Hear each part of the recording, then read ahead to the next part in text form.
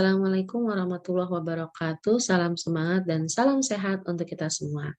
Video kali ini kita akan membahas tentang data dalam statistika. Dalam statistika pastinya kita akan selalu bersentuhan dengan yang namanya data. Apa sih itu data? Nah, data dalam statistika dikenal sebagai sekumpulan fakta-fakta, bisa juga sekumpulan angka-angka, di mana fakta dan angka-angka tersebut saling berhubungan satu sama lain. Data dibagi menjadi dua kelompok besar dalam statistika, yaitu data kuantitatif dan data kualitatif. Contoh data kuantitatif adalah usia, jarak antar bangunan, kemudian pendapatan atau penghasilan. Nah, untuk contoh data kualitatif adalah seperti jenis kelamin, data jenis kelamin, data hasil survei kepuasan, ataupun penganut agama. Lalu data kuantitatif terbagi menjadi dua, ada diskrit dan ada kontinu. Kalau untuk diskrit, kita peroleh dari hasil menghitung, maka hasilnya selalu bulat ya. Contohnya, hasil produksi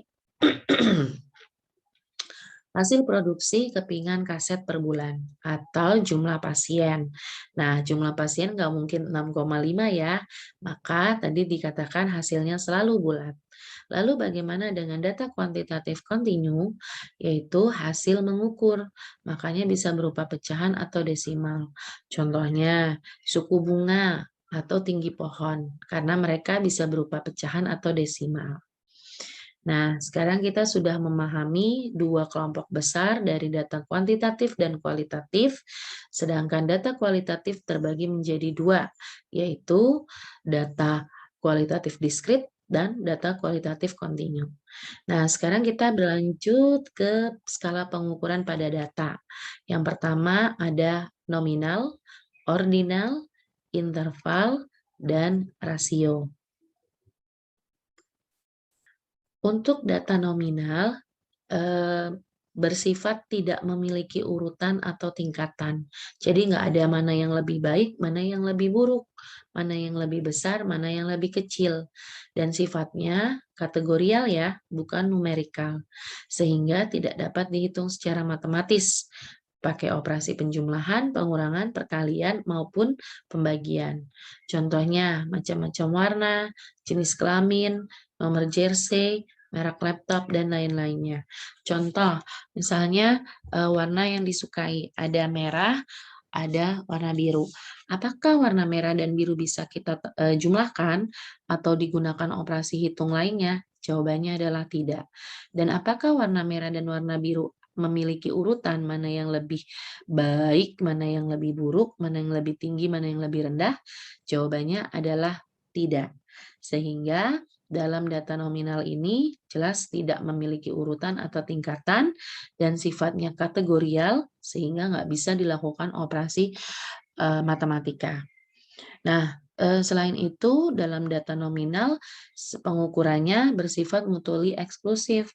Mutually eksklusif itu artinya partisipan dalam penelitian tidak boleh memilih lebih dari satu kelompok data. Contoh, partisipan memilih merek laptop A dan merek laptop B.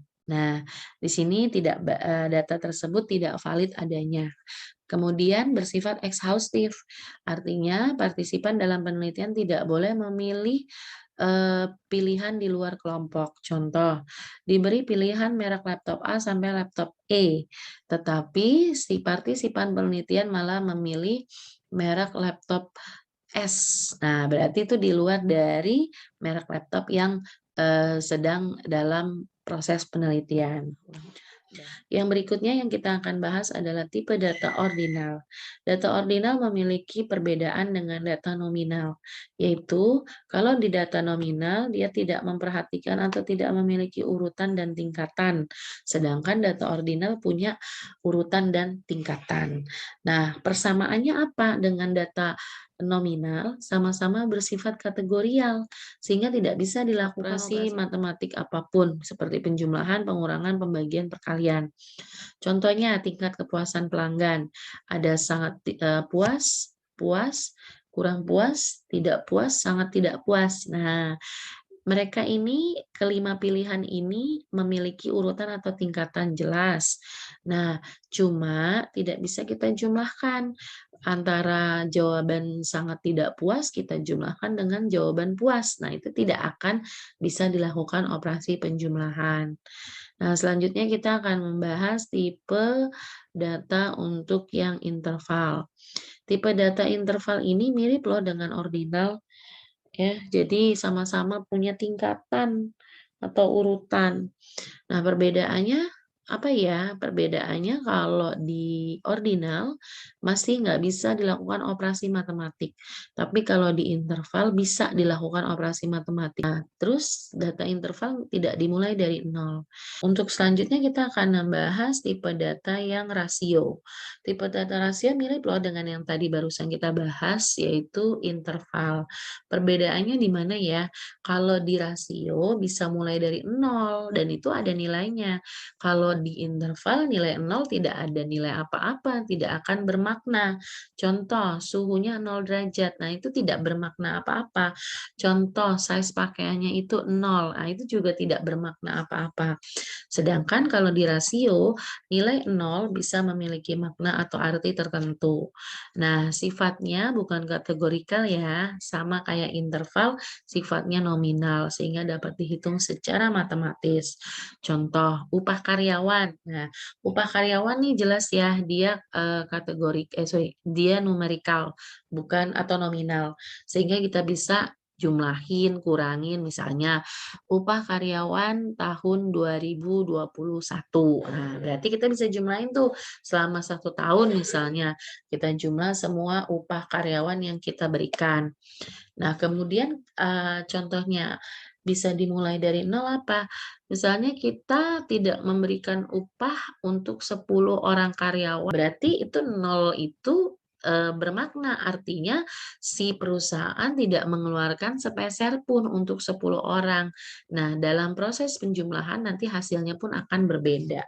Jadi nol itu memiliki makna. Contoh lain, jumlah mobil yang terjual. Jumlah mobil yang terjual nol. Berarti artinya si perusahaan mobil tersebut sama sekali tidak berhasil menjual produknya, gitu ya.